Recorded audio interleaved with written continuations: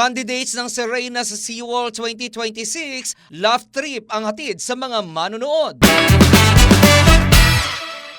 Serenade Gone Wrong. Ito ang nangyari sa ginanap na Serena sa SeaWorld 2026 ng Puok Occidental, Tubigon, Bohol matapos na magbigay ng kabag sa mga manonood ang mga kandidata sa segment na long gown competition. Sa video na ipinost ni Enzo Fronteras Rolete, makikitang hinaranan ng singer na si John Ray Gingone ang mga candidate. Sa umpisa pa lang ay alam mo nang iba ang kahihinatnan na nasabing pag-serenade ng singer.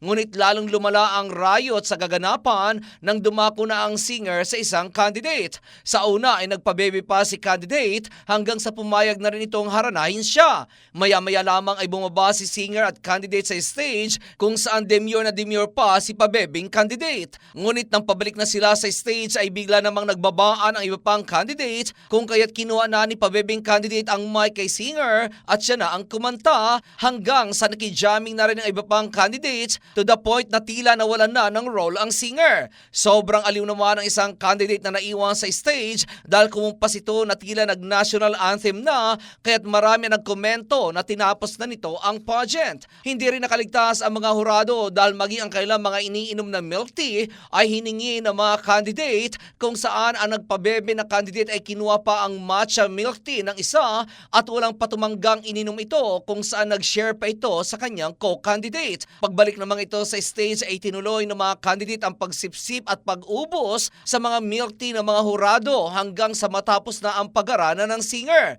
Sa comment section ay aliw na aliw ang nakapanood sa nasabing video dahil dinog show umano ng mga ito ang nasabing gay pageant kung saan ayon pa sa isang nagkomento, masaya pag may bading.